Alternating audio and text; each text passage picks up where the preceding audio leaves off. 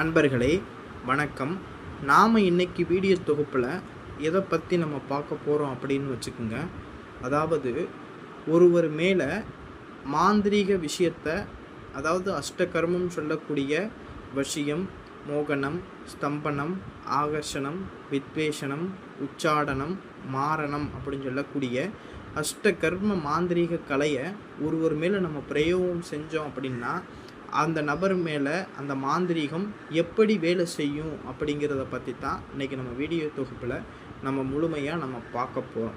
அதாவது ஒரு குருவோட நம்ம பயணம் செஞ்சுருக்கும்போது குரு சீடர்களாகிய எங்களுக்கு இந்த விஷயத்தை சொன்னாங்க. என்ன அப்படின்னா, ஒருவர் மேலே அஷ்டகர்ம மாந்திரீகத்தை ஒருவர் மேலே நம்ம பிரயோகம் செய்கிறோம் அப்படின்னா அவர் மேலே அந்த மாந்திரீகமானது எப்படி வேலை செய்யும் அப்படிங்கிறது சீடர்களாகிய நீங்கள் தெரிஞ்சுக்கிறணும். இதுதான் மாந்திரீகத்தினையே உச்சக்கட்ட ஒரு வேலைப்பாடே இந்த விஷயந்தான். இந்த விஷயத்தை சீடர்களாகிய நீங்கள் கண்டிப்பாக மாந்திரீக விஷயம் செய்யக்கூடிய ஒவ்வொரு நபரும் இதை கண்டிப்பாக நீங்கள் தெரிஞ்சுக்கிறணும். அப்படிங்கிறதுக்கு குருவோட பயணம் செய்யும்போது மதிப்பிற்குரிய குருவானவங்க என்ன செய்கிறாங்கன்னா, சீடர்களாகிய எங்களுக்கு அந்த விஷயத்தை சொல்லி கொடுக்குறாங்க. என்ன சொல்கிறாங்க அப்படின்னு வச்சுக்கோங்க. அதாவது அஷ்டகர்ம மாந்திரீகத்தை ஒருவர் மேலே நம்ம பிரயோகம் செய்யும்போது அது எப்படி ஒரு நபருக்கு வேலை செய்யும் அப்படின்னா அதை தான் விளக்கி சொல்கிறாங்க குருநாதர். என்ன சொல்கிறாங்க அப்படின்னா, அதாவது ஒரு நபர் மேலே மாந்திரீகத்தை நம்ம பிரயோகம் செஞ்சோம் அப்படின்னா அந்த ஒரு நபரை சுற்றி என்ன செய்யும்னா நவக்கிரகங்கள் என்ன செய்யும்னா அந்தந்த நேர காலத்துக்கு தகுந்த மாதிரி அந்த கிரகங்கள் என்ன செய்யும், அவனை சுற்றி வேலை செஞ்சுக்கிட்டு இருக்குமா. அப்பொழுது நம்ம அந்த இப்போ ஒருத்தவன் மேலே நம்ம செய்வனையை நம்ம பிரயோகம் பண்ணுறோம் அப்படின்னா அந்த செய்வனை என்ன செய்யும் அப்படின்னா அந்த நபரை அந்த செய்வனை பாதிப்படைய செய்கிறதுக்காக அந்த செய்வனை அந்த நபர் மேலே போக ஆரம்பிக்கும்போது அவனை சுற்றி அந்த நவக்கிரகங்கள் இருக்குமா. அந்த நவக்கிரகங்கள் என்ன செய்யும்னா எப்போ அவனுக்கு நேரம் பலம் இழக்குதோ அந்த சமயத்தில் மட்டும்தான் அந்த கிரகமானது அந்த செய்வனைக்கு பலி விட்டு அந்த செய்வனை என்ன செய்யும்னா ஒரு நபரை உள்ளே போய் பிடிக்க முடியும் அப்படிங்கிறத குரு என்ன சொன்னாங்க. அப்போனா நம்மளாம் நினப்போம், ஒருவர் மேலே இஷ்டத்துக்கும் எப்படி வேணாலும் ஒருவர் மேலே நம்ம என்ன செய்ய முடியும்னா செய்வனை இந்த மாதிரி ஏவல் இந்த மாதிரி விஷயங்கள் எல்லாம் பண்ண முடியும் அப்படின்னு சொல்லிட்டு சில எல்லா மாந்திரிக விஷயங்கள் பண்ணுறவங்களும் ஒரு சில பேர்லாம் நினச்சிக்கிட்டு இருப்பாங்க. ஆனால் அது அப்படி கிடையாது. ஒரு செய்வனையாக இருந்தாலும் சரி, ஒரு வசியமாக இருந்தாலும் ஒரு நபர் மேலே நம்ம பிரயோகம் பண்ணுறோம் அப்படின்னா கட்டாயம் அவனுக்கு அந்த கிரகம் வழிவிட்டால் மட்டும்தான் என்ன செய்ய முடியும், அந்த மாந்திரீக அஷ்டகர்ம மாந்திரீகமும் அவனுக்கு அது வேலை செய்ய முடியும் அப்படிங்கிறத குரு எங்களுக்கு சொன்னாங்க. அந்த குருட்ட கிடைத்த சில வார்த்தைகளை அன்பர்களாகிய உங்களுக்கு அதை புரிய வைக்கணும். மாந்திரீக விஷயத்தில் இதுதான் உண்மை நிலவரத்தை உங்களுக்கு நான் புரிய வைக்கணும் அப்படிங்கிறதுக்காகத்தான் இன்னைக்கு இதை வீடியோவாகவே உனக்கு கொடுப்போம்னு சொல்லிட்டு நான் கொடுத்துருக்கேன். அதாவது தெய்வமாகவே இருந்தாலும் நவக்கிரகங்களை மீறி உங்களுக்கு என்ன செய்ய முடியாது அப்படின்னா உதவி செய்ய முடியாது. தெய்வம் என்னன்னா நவக்கிரகங்களுக்கும் கட்டுப்பட்டது தான். சரிங்களா. என்னன்னா நவக்கிரகங்கள் இறைவனால் படைக்கப்பட்ட ஒரு ஸ்ட்ரிக்டான வாத்தியார் மாதிரி. சரிங்களா. அவங்களுடைய வேலையை அவங்க கரெக்டாக பண்ணுவாங்க. சரிங்களா.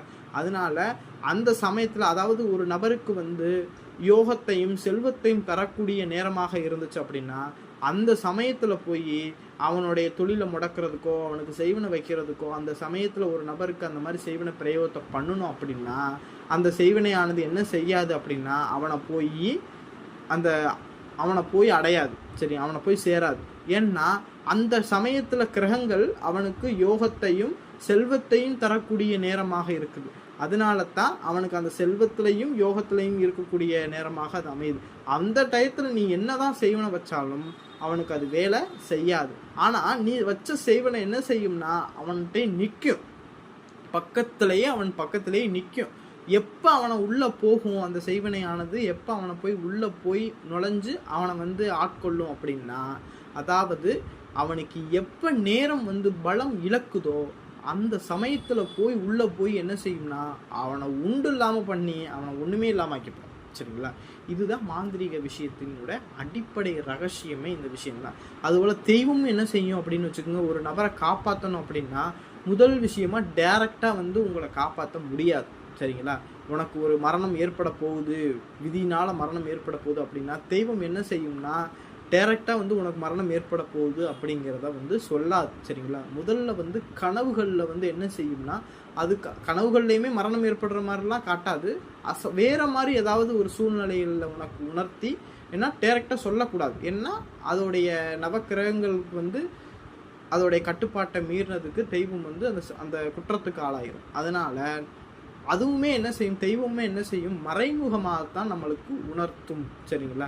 அதனால் அந்த கனவுகளில் வந்து வரக்கூடிய விஷயங்களை கரெக்டாக யூகிச்சு அந்த ஞானத்தை வச்சு யோசித்து செயல்படுத்தினாவே போதும். அந்த தெய்வத்துடைய பாதையை நீங்கள் பிடிச்சிக்கிட்டாவே போதும், உங்கள் தெய்வம் உங்களை காப்பாற்றிப்போம், சரிங்களா? அதனால தான் தெய்வம் காட்டக்கூடிய கனவுகளில் அதை பிடிச்சிக்கிட்டு நம்ம அது பின்னாடி போக ஆரம்பிச்சிட்டோம் அப்படின்னாவே தெய்வம் என்ன செய்யும் அப்படின்னா ஒரு விஷயத்தையும் நம்ம வழிகாட்டியாக இருந்து நம்மளை காப்பாற்றிட்டு போயிடும், சரிங்களா? ஆனால் நவக்கிரகங்களை மீறி தெய்வம் வந்து ஒன்றும் பண்ண முடியாது. ஒரு நபருக்கு வந்து நவக்கிரகங்கள்னால இன்னைக்கு வந்து இவனுக்கு வந்து விபத்து நடக்கணும் அப்படிங்கிறது விதி இருந்துச்சு அப்படின்னா தெய்வத்தோட அருள் அவனுக்கு இருந்துச்சு அப்படின்னா என்ன செய்யும் அப்படின்னா விபத்து நடக்கும். ஆனால் அவன் உடலில் வந்து எந்த விதமான பெரிய செலவு, மருத்துவ செலவு இல்லாமல் கையில் சும்மா அரைச்சி இந்த மாதிரி சிறு காயங்களோட ஏற்படுத்தி போடும். என்னென்னா தெய்வம் அந்த நவக்கிரகங்களுடைய வேலை என்ன, இவனுக்கு விபத்து நடக்கணுங்கிறது வேலை. தெய்வத்துடைய வேலை என்ன, விபத்து நடக்கணும் ஆனால் பிள்ளையை வந்து காப்பாற்றி விட்டுறணும் அப்படிங்கிறது அதோடைய நினப்பாக இருக்கும், சரிங்களா? இப்படி தான் தெய்வம் வந்து காப்பாற்ற முடியுமே தவிர எந்த ஒரு சூழ்நிலையும் தெய்வம் வந்து டைரெக்டாக வந்து ஒருத்தவனை வந்து காப்பாற்ற முடியாது அப்படிங்கிறது வந்து குரு வந்து அழகாக எங்களுக்கு தெளிவாக விளக்கியிருக்காங்க. அதுபோல் மாந்திரிக விஷயத்தை ஒருத்தர் மேலே நம்ம பிரயோகம் செய்யணுன்னாலும் அவனுடைய நேரம் அந்த இடத்துல ஒத்துழைச்சா மட்டும்தான் அந்த விஷயமானது அவனுக்கு செயல்படும் அப்படிங்கிறத வந்து தெளிவாக எங்களுக்கு சொன்னாங்க, சரிங்களா? அதனால தான் மாந்திரிகர்கள்லாம் என்ன செய்வாங்கன்னா இப்போ ஒரு நபருக்கு செய்வனை வைக்கணும் அப்படின்னா அந்த நபருடைய ராசி, நட்சத்திரம் இந்த மாதிரி டீட்டெயில்களை வாங்கி என்ன செய்வாங்கன்னா அந்த நேரத்தை வச்சு கணிப்பாங்க.